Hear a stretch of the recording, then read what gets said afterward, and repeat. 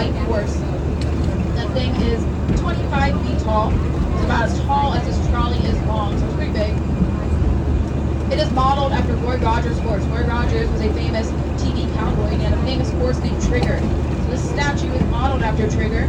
Unfortunately, we weren't allowed to name the statue Trigger, even though we wanted to. So instead, we had a radio show competition. People voted on the name Bucko, and over time, Bucko turned into Bucky. So that's Bucky at the top of that power field. Bucky is one of 3 horse mascots that we have here at Mile High. We are one of the few NFL teams with a live mascot. It makes sense because the Bears and the Bengals, we don't want potentially dangerous animals walking around the field. We have a live horse. His name is Thunder, and Thunder runs around the stadium every time we score a point. Not been getting a whole lot of exercise lately, so we're not scoring a whole lot of points. Mainly, he just hangs out in stables here. The stables are inside of the stadium, and we are the only NFL team around the stables. We got that going for us. We might not be the best, but only Tuesday. Speaking of Colorado sports teams, just under this bridge to the right is the Ball Arena, that big circular building. That is where the Nuggets, our basketball team, and the Avalanche, our hockey team, play. Any fans on board? None? A few of you. Yeah, unfortunately, both teams had pretty bad seasons this year. They'll turn it around next year. Also, kind of to the right and off in the distance, you'll see the Golden Dome of the Capitol building. It's pretty shiny right now. It's sunny out. That is real gold up there. Originally, when we were building the Capitol, we were going to put silver up there instead. Back then, the United States was on the silver standard. But after about halfway done getting that silver up there, the United States switched to the gold standard. And it'd be kind of embarrassing if we had silver instead of gold, especially with our gold mining history here in Colorado. We quickly took down the silver, put up some gold instead.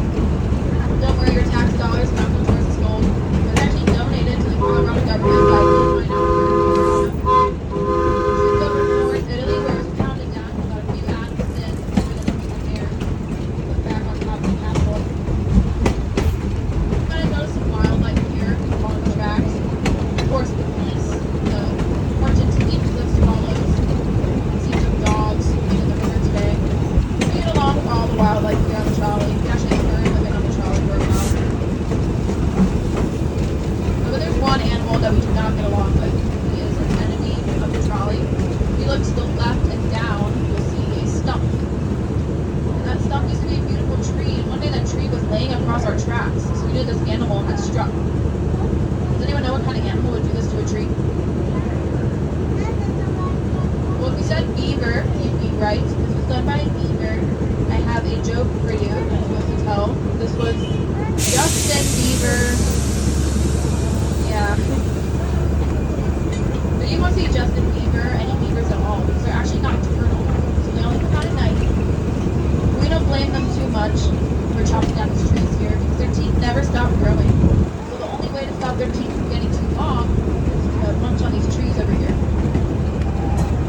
We're passing by the Children's Museum again, this time on the left. This whole area here, the Children's Museum, actually used to be a very old name. I'm sure none of you have ever had a Dave's beer. They've been out of business for over 100 years. Back in the day, Dave's made more beer and better beer than Coors. They're more popular than Coors even. But in 1916, Prohibition came along here in Colorado. The Colorado government told Mr. Zane that he wasn't allowed to make beer anymore. So instead, we chose to make ice cream, and I'm sure his ice cream was delicious.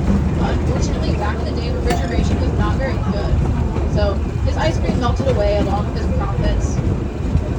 There's not much left of Zane's Brewery, but if you look just past the aquarium, kind of to the left, you'll see 2 buildings, both with red brick chimneys. The shorter one was Mr. Zane's mansion, that's where he would have lived, and the taller one was a hotel and bar for his employees.